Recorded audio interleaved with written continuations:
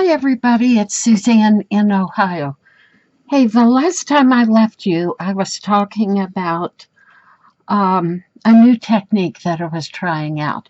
And this is the last completed piece that I had showed you.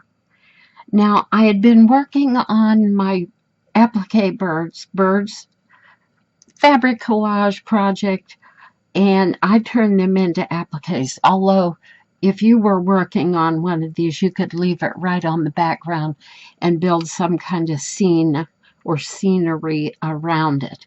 But I like to cut mine out and place them on a background, and in this case, I placed it on this old bucket with these nasturtiums. Now, I tried a new technique of this three-dimensional art, and I think I had showed it before. Look how stand-uppy the blossoms are and everything. It's just really intrigued me, and it ends up charming.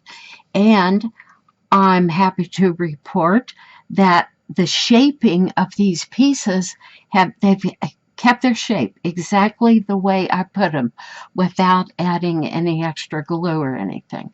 Well, if you need to know about this, go back to my previous video where I started talking about these 3D elements, and I talked more about how I created this piece. Now, one more thing, let me get it.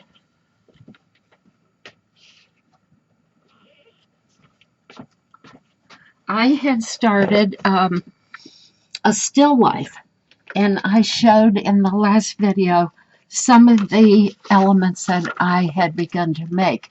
Now, this was my initial sort of loose plan, and I just cut out shapes out of paper as to what items I might want to have in here, and I wrote right on them. And then when I create each individual piece, I can keep it kind of to scale, although nothing's a perfect science in this art. But I wanted a Canada goose, and I wanted one to look like a canvas decoy. I love those old-fashioned things, and I had showed that this was my Canada goose that I had created. He is three-dimensional. He's very puffy, and I told all about how I created him. So go back to the other video. But what I wanted to show you today is what I have worked up to. Now, I have a real mess here on my desk, so bear with me. But here is the still life that I am in the process of creating. I don't know if I can show it all at once, but the first thing I did, let's move these out of the way, I created my background. And, you know, you have a vague idea in your mind in the beginning, and then you just see if you can execute it. I wanted it to look like it was sitting on this old wood, such as a tabletop or something, and I wanted the background to look like board and batten. So I was able to carry that off, and that created my background for my pieces. And I'm creating all these elements one at a time. So here's my little crockery jug, and my sheep, and here's my bee skep, very three-dimensional, very padded, and these all stick out in the still life. And lo and behold, I found this gorgeous little cross stitch at the thrift store, and it was, the main element was completed, but they hadn't done anything around it. So I framed it off as if it's going to hang on the wall like a picture.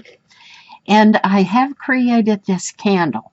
Now, I don't even know if I'll use it in this one. I do like how it turned out. And if you can see closely, I don't know how the lighting is. I even put the drips of wax on there. And that's done with hot glue. And then one of the main elements is this watering can. And he's very three-dimensional. Not rounded because I was going to set him in the background and he couldn't be too puffy, but he is very three-dimensional.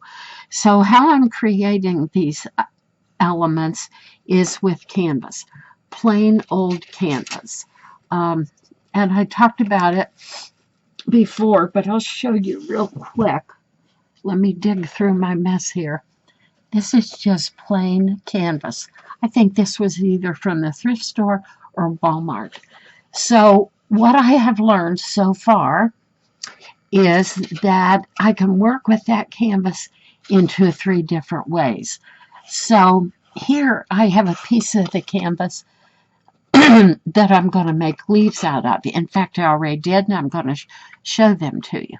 But I know I wanted this dappled green-yellow look on one side and plain green and dappled on the back.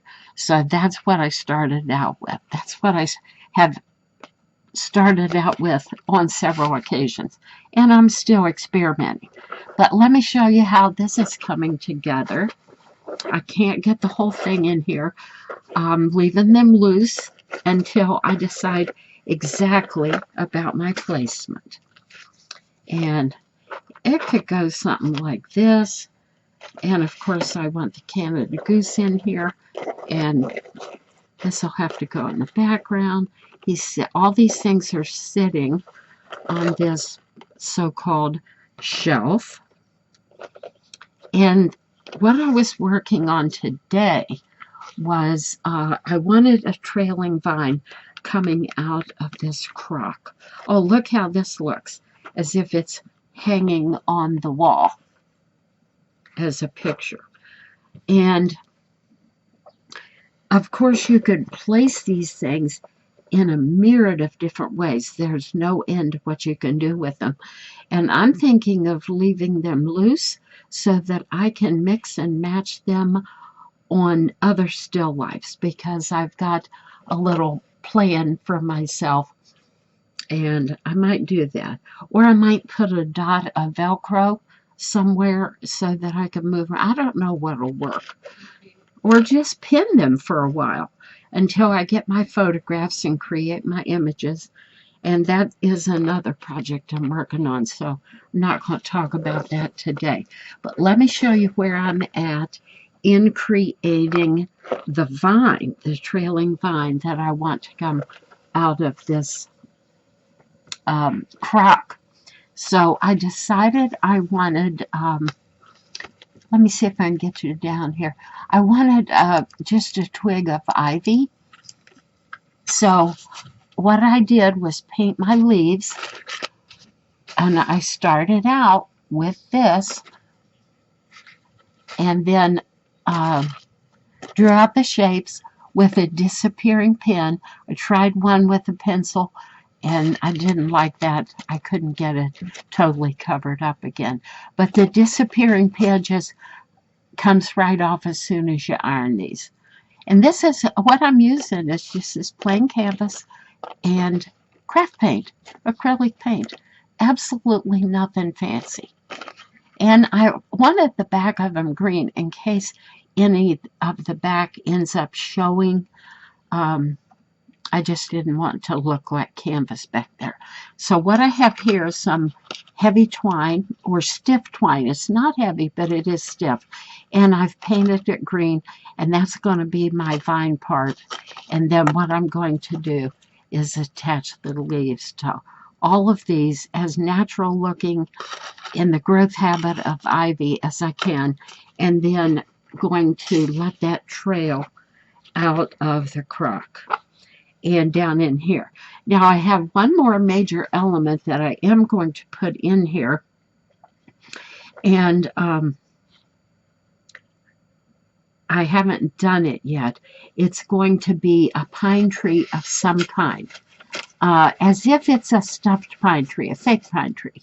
So I have this piece of canvas ready, different shades of green on both sides, and as soon as I decide how to formulate that, I'll use that and go ahead and cut out a tree, or let's say make a tree. Now I'm going to keep it smallish because I've got to crowd it in here with all these other big elements. But I'm looking forward to that. Now, in my original plan here, I had presumed to make a birdhouse as one of the big chunky elements. And I did make one, and I'm going to show it to you. And I decided to not use it, save it back for my next piece. Here's my birdhouse I made. And again, it's just out of pieces of canvas and painted. And it will lay flat as soon as I iron it, but I wanted some of this sticky uppy and frayed edges and things to look like old wood. And I think it turned out just fine. I may add one more shade of green on here as if it's mossy, you know, algae, and then old and dirtier. But the birdhouse itself I was really happy with. But I was not happy with how it looked in this arrangement. I just wasn't. I needed something with a little bit more presence. So I'll save this birdhouse and put it on another item. And I switched it out for an old rusty watering can. And this has been fun, and it has challenged me, and I do think I'm learning. And I've corrected some of the things that I know is wrong with my artwork, like I'm always afraid of too much contrast, but the contrast here happens automatically. You just create each individual thing on purpose and then leave it bright, don't try to mute it down, and then voila, I've got nice contrast. Also, the way these things are made, it provides shadow. And if you're just painting, you've got to have your shadows, and these form shadows automatically.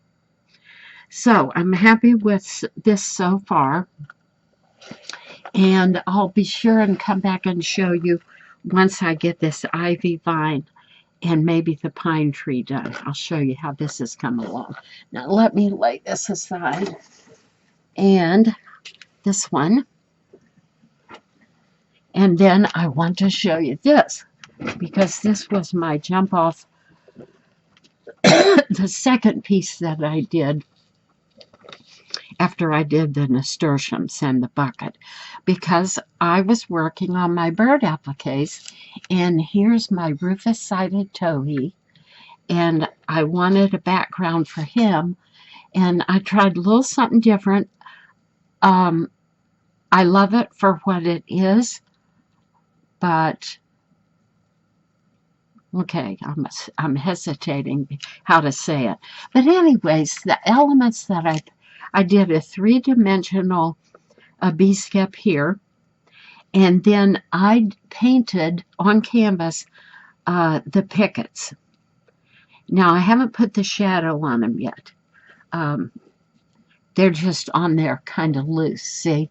But once I decide if it's permanent, then I'll come back in the fence area and put some light gray or purple coloring in here for all the shadows and make it look just a little bit more aged.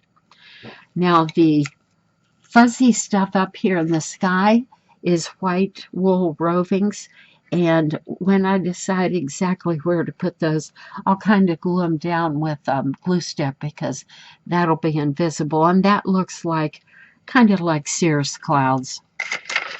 And in the background here, the first thing you can notice after you look at it for a minute are the mushrooms. I painted those on canvas. And then all of this to imply garden greenery and flowers is alcohol ink dyed lace.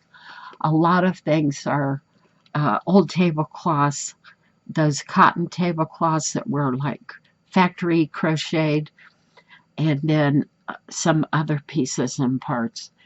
They have worked out good for me. I should probably do a video on how to alcohol ink dye everything.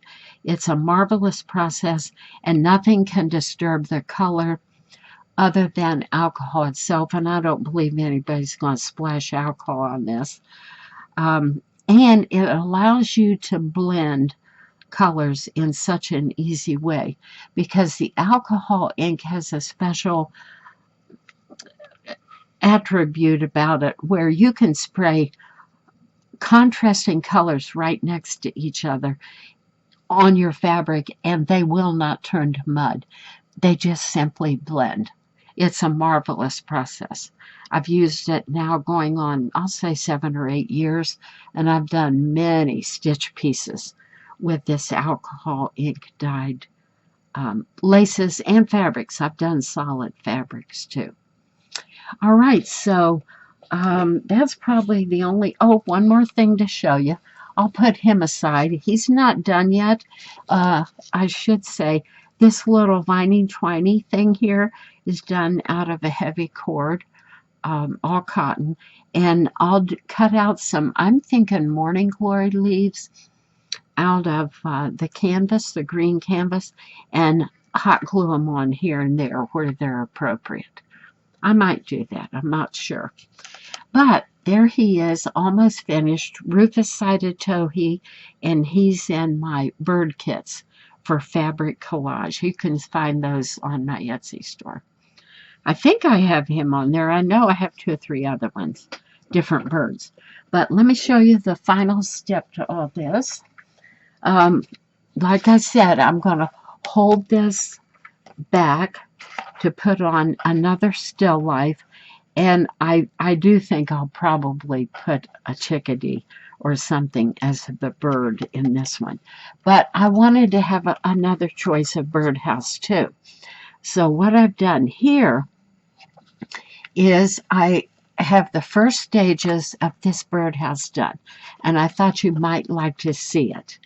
Now, I started out with raw canvas unpainted when I did this because I purposely wanted all these raggy edges, and it forms more raggy edges if it's not painted first. If I don't want the raggy edges, then I just simply paint a piece, and that locks in all the fibers, and then when I cut it, nothing frays. But my concept here was a little platform and then this birdhouse with these window openings and a door, and then a slatted roof, and then of course the piece of metal folded over the top to help keep the rain out. And then this will look like, I hope it will look like a knot in the wood after I get it painted. So after I glued it together with raw beige canvas, then I just soaked the whole thing with white paint. I thinned it down a little bit because I wanted it to soak in all the edges. And there you have it. So those 2 birdhouses, one unpainted, and this is what it looks like after it's painted. So what do you think? You can literally make anything with this technique, and you will have a slightly, depending on how you carry it off, a slight or a more than slight 3-dimensional look. Would make a wonderful addition to any fabric artwork, fabric arts. Okay, folks, I just wanted to share what I'm up to at this point. And if you enjoyed this or found it intriguing, give me a thumbs up. And if you haven't subscribed, do that. Yeah, I appreciate it. And I'll be back soon with the next stage on these 3-dimensional art pieces, I guess we'll say.